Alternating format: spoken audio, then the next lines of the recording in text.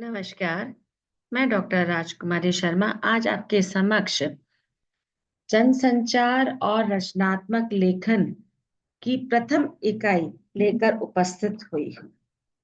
हम देखते हैं कि ये थर्ड सेमेस्टर में एक तरह से प्रस्तुत पाठ्यक्रम है, जिसमें दो इकाइयां हैं और दो इकाइयों में हम देखते हैं कि 4 और 3 7 टॉपिक लिए गए हैं, जिसमें से पहली इकाई में 4 एक तरह से शीर्षक हैं, जैसे रचनात्मक लेखन का अर्थ और महत्व, रचनात्मक लेखन के विविध रूप, जनसंचार माध्यमों के लिए रचनात्मक लेखन, और पहली इकाई का अंतिम जो शीर्षक है, टॉपिक है, वह है जनसंचार माध्यमों में हिंदी भाषा।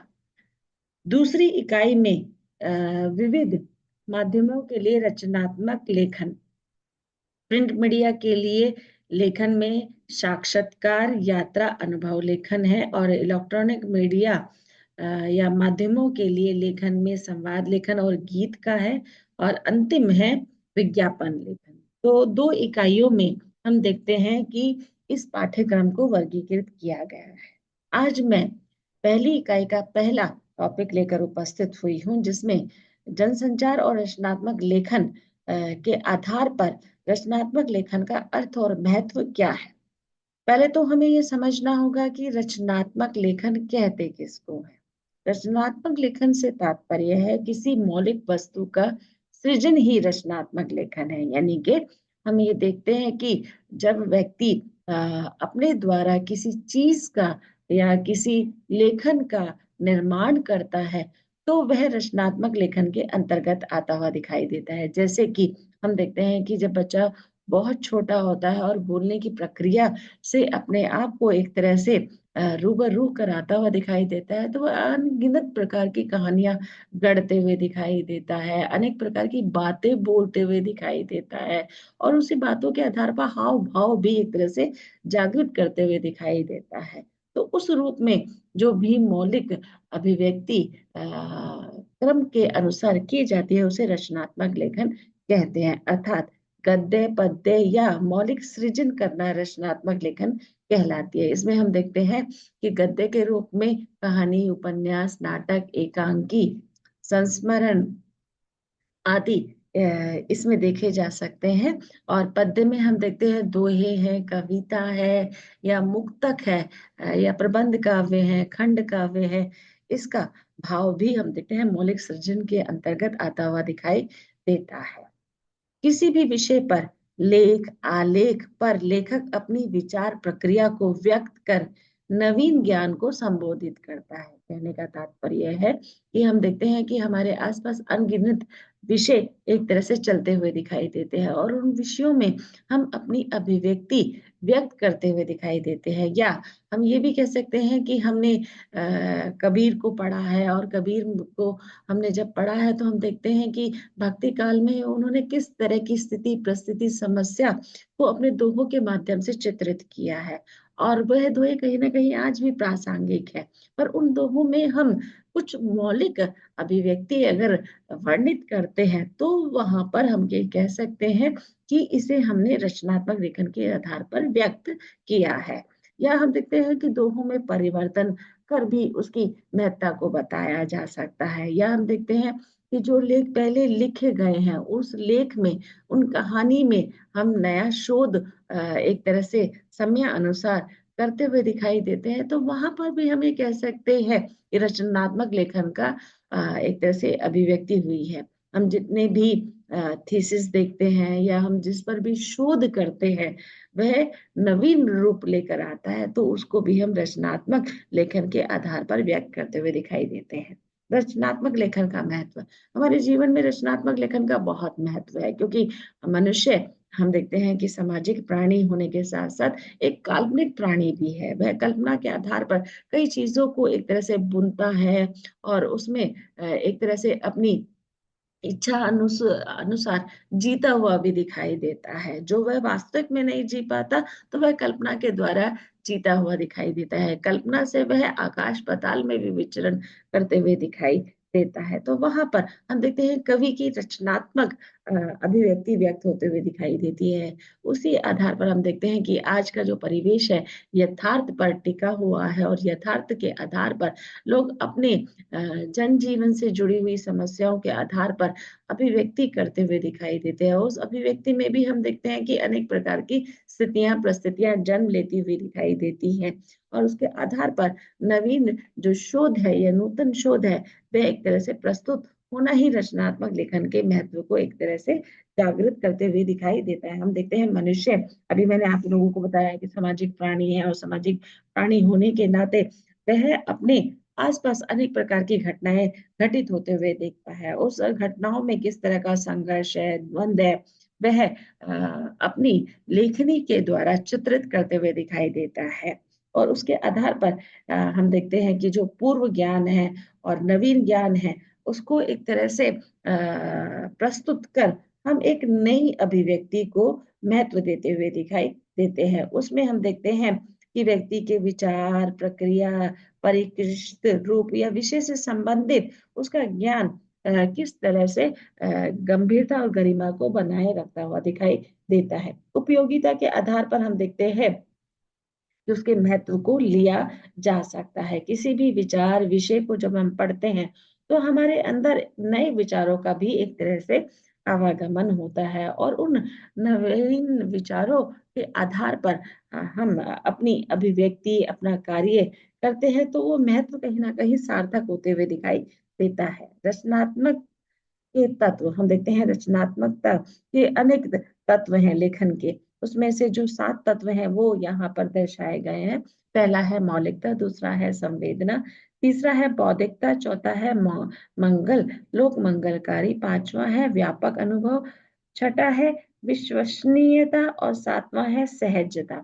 हम देखते हैं कि जीवन में हम इन तत्वों के आधार पर अनेक प्रकार की अभिव्यक्ति को सार देते हुए दिखाई देते हैं। और रचनात्मक लेखन का जो प्रथम नियम ही मौलिकता है, कि हम देखते हैं कि किस तरह से हम अपने विचारों को नवीन परिपाठी के अनुसार व्यक्त करते हुए दिखाई देते हैं। कई बार जब हम शोध करते हैं तो हम पुराने जो भी हमारे आदिकाल, भक्तिकाल, रीतिकाल, आधुनिक काल के जितने भी कवि या कवियत्री या या कहानीकार हुए हैं, साहित्यकार हुए हैं, उनकी कोई भी हम विधा पर हम जब कार्य करते हैं तो उसमें उस समय का जो रूप स्वरूप दिखाया गया है और आज के समय में उसमें परिवर्तन की जो भावना या जो समकक्ष यथार्थ रूप है उसको हम चित्रित करते हुए दिखाई देते हैं, तो वह मौलिकता का रूप लेते हुए दिखाई देती है। कहने का तात्पर्य यहाँ पर यह है कि अगर हम आज से कोई 20, 25 या 30 साल पहले किसी लेखक की कोई रचना है, अगर हम उसको देखते हैं, जैसे कि मैं यहाँ पर अगर बात करूं मोहन राकेश द्वारा रचित नाटक आधे अधूरे की, तो उसमें उन्होंने अपने जीवन में जो कुछ भोगा है उसको उन्होंने उस नाटक के संदर्भ में दिखाने का प्रयास किया है, और उस समय की जो स्थितियां परिस्थितियां उन्होंने भोगी झेली वह उस नाटक के अंतर्गत विभिन्न रूपों में दिखाने का प्रयास किया। उसी के धरातल पर आज हम आधे अधूरे शब्द का प्रयोग करते हुए दिखाई देते हैं, तो वहां पर हमारी जिंदगी किस तरह से करवट लेती है और किस तरह से हम नए संघर्ष द्वंद झेलते हुए दिखाई देते हैं, शोषण के संदर्भ में आते हुए दिखाई देते हैं, तो उन सब में हम नवीन आज के समय की जो मौलिकता है उसको दर्शाएंगे, तो वह रचनात्मक लेखन का एक तत्व के रूप में एक तरह से उत्पन्न होता हुआ दिखाई देगा, क्योंकि हमने पूर्व जो ज्ञान है उसके आधार पर नवीन ज्ञान की परंपरा को एक तरह से अपने विचारों के द्वारा लेखन में उतारा है। तो उस लेखन के द्वारा जो हम अपनी अभिव्यक्ति व्यक्त कर रहे हैं विषय के अनुसार, वह उसका ज्ञान एक तरह से मौलिक रूप में हम एक तरह से प्रादुर्भाव करते हुए दिखाई देंगे, विस्तार करते हुए दिखाई देंगे। दूसरा है संवेदना। हम देखते हैं संवेदना शब्द सम जमा वेदना से बना है। सम का अर्थ है उचित अर्थ में या सही अर्थ में, वेदना का अर्थ होता है पीड़ा, दुख, या हम किसी भी तरह की कोई भी मजबूरी या किसी भी तरह का दुख जो झेलते हैं उसके अंतर्गत उसमें सही रूप में अपनी अभिव्यक्ति को व्यक्त करना ही संवेदना कहलाता है। संवेदना के आधार पर हम अलग अलग प्रकार से अभिव्यक्ति को व्यक्त करते हुए दिखाई देते हैं। उसमें हम देखते हैं कि किस तरह से जो रचनाकार है वह अपने ज्ञान के अनुसार सभ्य शिष्ट शब्दों का वहां पर प्रयोग करते हुए दिखाई देता है, और जो कुछ भी उसने अपने जीवन में झेला होता है वह रचना के माध्यम से विनम्र रूप से वहां पर साहित्य के अंतर्गत वह रखते हुए दिखाई देता है। और उस रचना को हम देखते हैं कि युगों युगों तक एक तरह से याद रखा जाता है, क्योंकि उसमें हम देखते हैं कि विभिन्न प्रकार की जो रचनाएं हुई हैं उन रचनाओं में उस समय के कवि, उस समय के रचनाकार जो हुए, उन्होंने संवेदना का जो मूल रूप है वह कैसे दिखाया गया है। जैसे मैं यहाँ पर बात करूं कहानी उषम प्रियवदा रचित कहानी, एक तरह से मछलियां कहानी हम लेकर यहाँ पर देख सकते हैं कि किस तरह से पश्चिमी सभ्यता और भारतीय सभ्यता में रची बसी बीजी का जो पात्र रूप है वह किस तरह से दिखाया गया है, कि वह किस तरह से भारतीय संस्कृति में अपने आप को पूरी तरह से लिप्त पाती है, रमी हुई पाती है, और शादी के बाद वह जब प्रदेश जाती है तो वहां पर विभिन्न या विविध रूप में जो वहाँ की संस्कृति है उससे वह एक तरह से रूबरू नहीं हो पाती, वहाँ के संस्कारों को वह नहीं अपना पाती, जिसके कारण दाम्पत्य जीवन में अनेक प्रकार की परेशानियां जन्म लेते हुए दिखाई देती है। हम देखते हैं कि उस अवस्था में चाहे हमें कितना भी दुख प्राप्त हो रहा हो, पर संबंध विच्छेद वहां पर हम नहीं करते हुए दिखाई देते। पर आज के धरातल में हम देखते हैं कि नवीनता इस रूप में भी है कि कोई किसी की बात सुनना नहीं चाहता है, और वह अपने अहम के आधार पर अनेक संबंधों से विच्छेद भी होता चला जाता है। तो इस रूप में अगर कहानी का आधार देखें कि पहले हम देखते हैं समझौते के आधार पर पूरा जीवन निकल जाता था, पर आज के स्तर पर हम देखें तो कोई समझौता करना नहीं चाहता। तो वहां पर जो संवेदना का जो भाव है वह अलग अलग रूप से चित्रित होते हुए दिखाई देता है। तीसरा है बौद्धिकता। बौद्धिकता से यहाँ तात्पर्य है कि लेखक अपने विचार के अनुसार उसमें अपनी अ, अभिव्यक्ति को व्यक्त करता है। पर हम देखते हैं कि अगर विषय में अति हो जाएगी बौद्धिकता की, तो वहां पर उस विषय को पढ़ना एक तरह से बोझिल होते हुए दिखाई देता है। तो हम देखते हैं कि बौद्धिकता का भी परिचय हमें समयानुसार और विषय के अनुसार देना चाहिए। उसमें बहुत अति नहीं करनी चाहिए, जिससे कि पाठक है या फिर जो श्रोता है वह उसे बोझ समझने लगे और वह उससे एक तरह से दरकिनार होता हुआ दिखाई दे। तो बौद्धिकता में कि किस तरह से रचनात्मक जो लेखन है उसमें लेखक अपनी भावनाओं और विचारों का जो सामंजस्य है वह उचित रूप में प्रस्तुत करे। वह संवेदना को या अपनी बौद्धिकता को एक तरह से पाठक पर थोपे नहीं, और वह सही दिशा में उस बौद्धिकता का परिचय दे। लोक मंगलकारी। हम देखते हैं किसी भी रचना का जब आविर्भाव होता है या हम देखते हैं उदय होता है, तो कहीं ना कहीं वह समाज के लिए एक तरह से लोक मंगलकारी की स्थिति में होती है। कि हम देखते हैं कि अपनी कहानी के द्वारा अगर हमें कोई उद्देश्य पारित कर रहे हैं और उस उद्देश्य में लोक हित छुपा हुआ दिखाई देता है, या हम देखते हैं लोक मंगल की कामना वहां पर होती है, तो वह रचना सफल मानी जाती है। और उसमें हम देखते हैं कि किस तरह से कल्याण का जो रूप है वह एक तरह से दिखाई देता है।